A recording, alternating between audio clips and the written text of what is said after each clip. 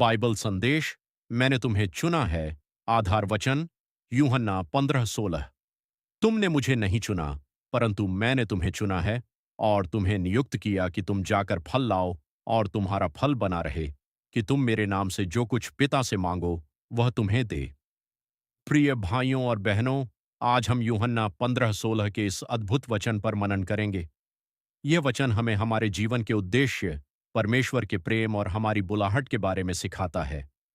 यीशु मसीह अपने चेलों से कहते हैं, तुमने मुझे नहीं चुना, परंतु मैंने तुम्हें चुना है। यह शब्द केवल चेलों के लिए ही नहीं, बल्कि हम सभी विश्वासियों के लिए भी हैं। एक, परमेश्वर ने हमें चुना है। दुनिया में बहुत से लोग अपने मूल्य और पहचान को खोजते रहते हैं। वे सोचते हैं कि क्या वे महत्वपूर्ण हैं या नहीं, लेकिन यीशु हमें बताते हैं कि हम संयोग से इस संसार में नहीं हैं।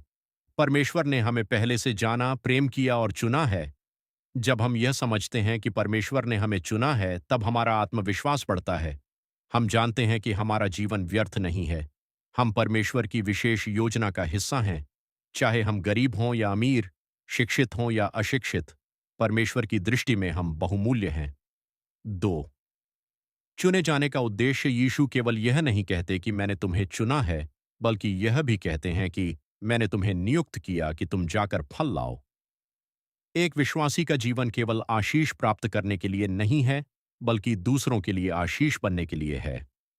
परमेश्वर चाहता है कि हमारा जीवन अच्छे फलों से भर जाए। ये फल क्या हैं? प्रेम, आनंद, शांति, धीरज, कृपा, भलाई, विश्वास, नम्रता, संयम। जब हम पवित्र आत्मा के अनुसार चलते हैं, तब ये फल हमारे जीवन में दिखाई देते हैं। लोग हमारे जीवन को देखकर परमेश्वर की महिमा करते हैं। 3, स्थायी फल लाना, यीशु कहते हैं कि तुम्हारा फल बना रहे।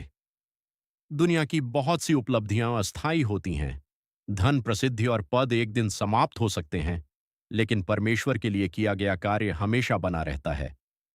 जब हम किसी व्यक्ति को प्रभु के प्रेम के बारे में बताते हैं, किसी दुखी व्यक्ति को सांत्वना देते हैं, किसी जरूरतमंद की सहायता करते हैं या किसी को विश्वास में बढ़ने में मदद करते हैं, तब हम ऐसा फल उत्पन्न करते हैं जो अनंत काल तक बना रहता है।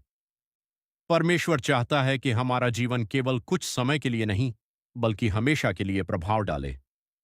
4, प्रार्थना की सामर्थ्य, इस वचन का अंतिम भाग कहता है कि तुम मेरे नाम से जो कुछ पिता से मांगो वह तुम्हें दे। यह एक महान प्रतिज्ञा है।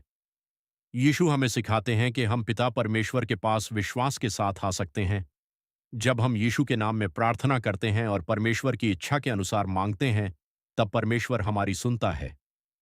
प्रार्थना केवल मांगने का माध्यम नहीं है, बल्कि परमेश्वर के साथ संबंध बनाने का मार्ग है। जब हम नियमित रूप से प्रार्थना करते हैं, तब हमारा विश्वास मजबूत होता है और हम परमेश्वर की इच्छा को समझने लगते हैं।